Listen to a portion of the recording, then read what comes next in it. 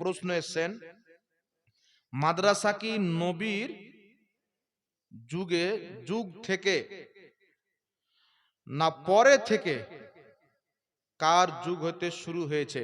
মাদ্রাসা রাসূল সাল্লাল্লাহু আলাইহি সাল্লামের যুগেও মাদ্রাসা হয়েছে। নবী পাক সাল্লাল্লাহু আলাইহি সাল্লাম সাহাবীকে মসজিদে নববীর সামনে পড়াতেন, ওটাকে মাদ্রাসা বলে। কিন্তু স্পেশাল ভাবে এই যে মাদ্রাসার বিল্ডিং তৈরি হচ্ছে, এগুলো তৈরি হওয়া 150-200 বছর হলো, তার পূর্বে ছিল না। কথা বুঝতে পারলেন কি বলেন না বাবা? এগুলো নতুন জামানা। আর বাকি পড়ানোর সিস্টেমটা নবীর যুগ থেকে আছে। আর এইভাবে হস্টেল সিস্টেম, এইভাবে মাদ্রাসা তৈরি করা, এটা 150-200 বছর হলো। পূর্বে নবীর যুগে, কোন সাহাবীর যুগে এই সিস্টেমে কোন মাদ্রাসা মসজিদ ছিল না। কিছু জন বলছেন মাদ্রাসা ব্রিটিশদের তৈরি। না, ব্রিটিশদের তৈরি কেন হবে? মাদ্রাসা মুসলমানরাই তৈরি করেছে, শুধু ব্রিটিশদের নয়। তবে ভারতবর্ষে ব্রিটিশরা বেশ কিছু মাদ্রাসায় অনুদান দিয়েছে। আর ভারতবর্ষে ইংরেজদের বিপক্ষে লড়াই করছিল যখন মুসলমান, তখন ওয়াহাবি মতবাদের মৌলবীরা ব্রিটিশদেরকে সাহায্য করত। আহলে হাদিস এবং দেওবন্দি দুই দলের সবচেয়ে বড় বুজুর্গ ইসমাইল দেহলভি, হায়াতে তৈয়বা নামক কিতাবের মধ্যে লেখা আছে, ইসমাইল দেহলভি বলছিল যে ইংরেজদের সাথে জিহাদ করা নাজায়েজ, বরং কেউ যদি ইংরেজদের সাথে লড়ে তো মুসলমানদের প্রতি ফরজ যেন ইংরেজদের পক্ষে হয়ে তাদের সাথে লড়ে। কথা বুঝতে পারছেন? দেওবন্দিরা নিজের কিতাব মাকালেমাতুস সাদরানের মধ্যে লিখেছেন, তবলিগি জামাতকে প্রথম ফান্ডিং ইংরেজরা করেছিল। এই যে তবলিগি জামাত, এটা ইংরেজরা চালু করেছে। কেন চালু করেছে? যুগ যুগ থেকে যে প্রথা, যে নীতি, যে রেওয়াজ মসজিদে চলে আসছে, এরা মসজিদে গিয়ে ওগুলোকে হারাম বলে গ্রামে একটা দ্বন্দ্ব লাগাবে। তাহলে মুসলমান ভিড়ে যাবে আর আমাদের ব্রিটিশ হুকুমত ভারতে টিকে যাবে। দেওবন্দ মাদ্রাসার প্রত্যেকটা শিক্ষককে 600 টাকা করে, কোন কিতাব আছে 200 টাকা করে ইংরেজরা বেতন দিত। তো দেওবন্দি মাদ্রাসার শিক্ষকরা দেওবন্দি ব্রিটিশকে সাপোর্ট করেছিল। তারাও ফতোয়া দিয়েছিল যে ব্রিটিশ হুকুমতের সাথে যুদ্ধ করা হারাম। আশরাফ আলী থানভী আল ইফাদাতুল ইয়াউমিয়া, এই কিতাব যাকে মালফুজাতে হাকিমুল উম্মাত বলা হয়, আশরাফ আলী থানভী লিখেছেন, ইংরেজি হুকুমত হলো মেহেরবান হুকুমত, তারা আমাদেরকে আরাম দিয়েছেন, আমাদের কর্তব্য আমরাও যেন ইংরেজকে আরাম দিই, তাদের সাথে জিহাদ করা চলবে না। তারা পুরা ইংরেজদের দালালি করেছেন, তাদের কিতাবের মধ্যে লেখা আছে। আর কিতাবগুলি আমাদের কাছে রাখা আছে, কিন্তু এরা নিজের ধান্দাকে বাঁচার জন্য আলা হযরতকে বলছে ব্রিটিশদের দালাল ছিল। অথচ আলা হযরতের দাদা রেজা আলী খাঁ রহমাতুল্লাহ আলাইহি কত লক্ষ কোটি টাকা আপনার ডলার, সোনা, গয়না ইংরেজদের বিপক্ষে লড়াই করার জন্য ভারতবর্ষের জিহাদ দল যারা জিহাদ করত তাদেরকে অনুদান দিয়েছিলেন। আর উনি নিজেই সেনাপতিকে নিয়ে, নিজের সাথে লোকজনকে নিয়ে শত শত ইংরেজকে যিনি কতল করেছেন, আলা হযরতের দাদা। আর আলা হযরতকে সামান্য একটা বাদশা কোটি টাকা দিয়ে তার শানে একটা শের লিখতে এসেছিলেন। তো আলা হযরত বলেছিলেন, কারো মাদহা আহলে দুয়াল রাজা, পড়ে ইস বালা মে মেরি বালা, মে গদা হুঁ আপনে করিম কা, মেরা দিল পারায় না নেহি। আলা হযরত বলেছিলেন, আমি আমার নবীর গাদা, নবীর শান ছাড়া কোন বাদশার শানে লিখব, রুটির টুকরাতে আমি আমার ধর্মকে বিক্রি করব, আমি ইংরেজদের দালাল নই।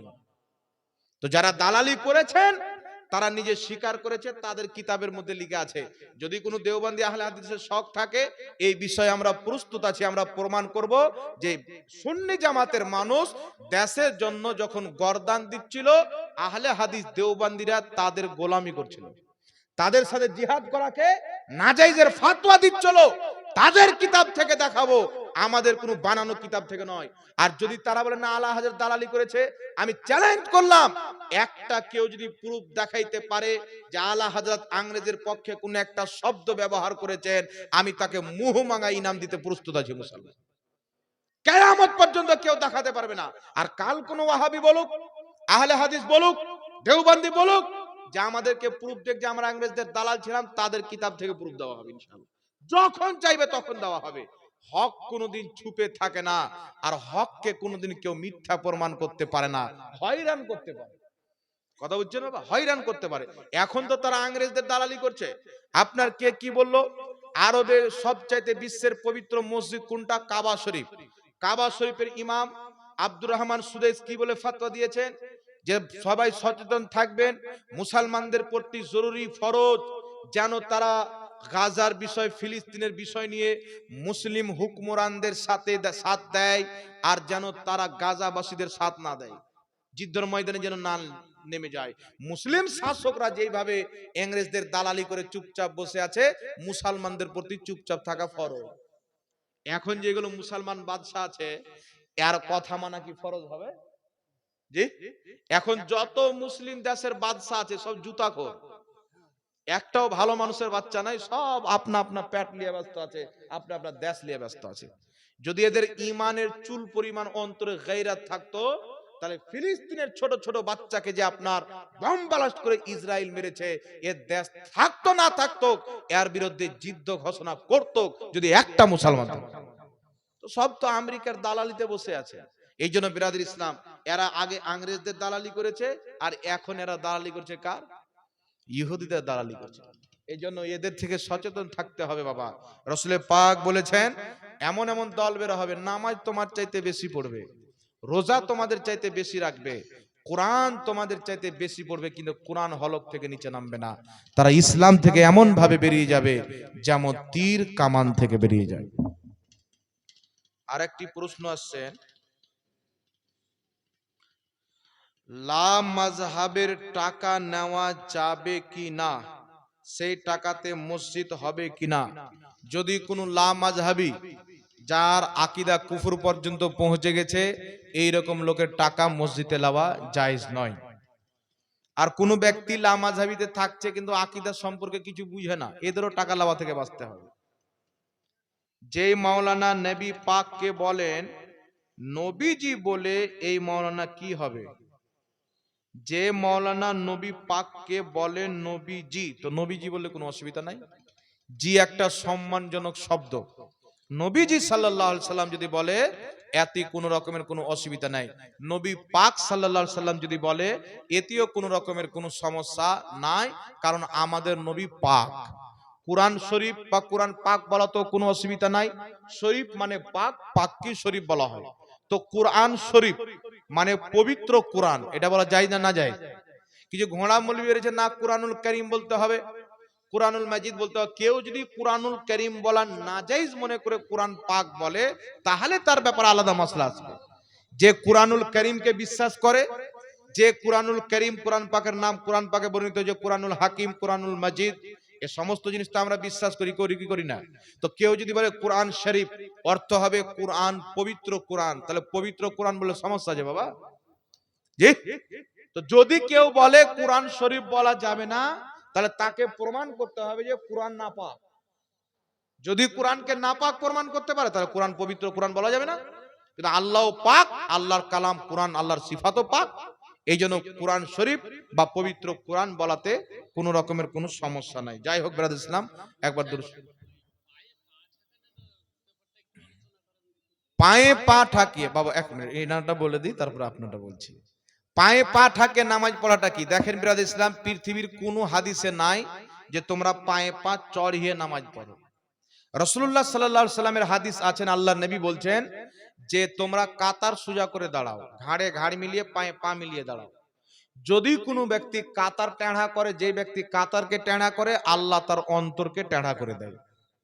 এটা রাসূলুল্লাহর হাদিস, যে কাতার টেढ़ा করে আল্লাহ তার অন্তর টেढ़ा করে দেয়। তো কাতার সোজা করে দাঁড়ানো, এটা একটা রাসূল সাল্লাল্লাহু আলাইহি সাল্লামের গুরুত্বপূর্ণ সুন্নাত। সুতরাং ঘাড়ে ঘাড় মিলিয়ে পায়ে পা মিলিয়ে মানে কি, কাতারটা যেন সোজা হয়, কিন্তু পায়ে পা চড়িয়ে নয়। যদি নবী বলেছেন পায়ে পা মিলিয়ে নামাজ পড়ো, এর মানা যদি পায়ে পা চড়া লাওয়া হয়, তো ঘাড়ে ঘাড় মিলিয়ে নামাজ পড়ে, এখানেও ঘাড়ে ঘাড় চড়াইতে হয় নাকি বলেন? কিন্তু ওয়াহাবি যেখানে থাকে জ্ঞান থাকে না, জ্ঞান থাকলে ওয়াহাবি থাকে না। এদের ব্রেনে পায়খানা বাথরুম ছাড়া কিছু নাই, বুঝতে পারলে? মানুষের পেটে থাকে, এদের ব্রেনে গোবর আহে। নবী বলছেন পায়ে পা মিলাও, তো এরা পায়ে পা চড়িয়ে দিল। নবী বলেছেন ঘাড়ে ঘাড় মিলাও, তো ওখানে কে চড়াবে? তখন বলে ঘাড়ে ঘাড় মিলাও মানে বরাবর, আপনার ঘাড় আমার ঘাড় যেন বরাবর হয়ে থাকে। ঘাড় সেটে গেলেও কোনো অসুবিধা নেই, বরং সাঁটিয়েই দাঁড়াবেন, মিডিলে ফাঁকা জায়গা রাখা যাবে না, কাতার সোজা করে দাঁড়াতে হবে, কিন্তু পায়ে পা চাপানো যাবে না। কথা বুঝতে পারছেন? আর দুই পায়ের ফাঁক এতটুকু এক বালিশ থলি হবে, এতটুক বা 4 আঙ্গুল থলি হবে। এমন ভাবে ছিতরা দিবেন না যে মনে হয় মসজিদে বাবার জমি ধরতে এসছে। আল্লাহর নবী সাল্লাল্লাহু আলাইহি সাল্লাম বলছেন, যদি কোনো ব্যক্তিকে তোমার পাও লেগে যায় তাহলে সেই ব্যক্তিকে তুমি সালাম করো। না জেনে আপনি চলছেন, একজন মুসলমানকে পা লেগে গেল, আপনার কর্তব্য হচ্ছে আপনি তাকে সালাম করেন। কারণ জেনে শুনে কোনো মুসলমানকে পা লাগানো এটা হারাম। জেনে শুনে লাত মেরে দেওয়া, লাত লাগিয়ে দেওয়া এটা নাজায়েজ। আর যেটা নাজায়েজ নামাজের বাইরে, ওটা মসজিদের ভিতরে কি জায়েজ হয়ে যাবে? এরা সুন্নাত বানিয়ে দিয়েছে নাজায়েজটাকে। কত বড় জঘন্য বিদাতি, একটা অবৈধ কাজকে সুন্নাত বানিয়ে দিয়ে, বাপ থাকলেও চাপাও, খালা থাকলেও চাপাও। এটা তো আবার বউ বেটি মসজিদে যায়। এই জন্য পায়ে পা মিলিয়ে, ঘাড়ে ঘা মিলিয়ে, মানে আমার পাও যদি মুর্শিদাবাদে থাকে তো আপনার যেন কলকাতায় না থাকে, আপনিও মুর্শিদাবাদে থাকে। কাতার সুজা করে সেটে সেটে দাঁড়াবেন, মিডিলে ফাঁকা রাখবেন না, ঘাড়ে ঘাড় মিলে যাবে। আর পায়ের মিডিলে এক বালিশ এরকম বা 4 আঙ্গুল ফাঁকা রাখবেন। হ্যাঁ 4 আঙ্গুল, 4 আঙ্গুল।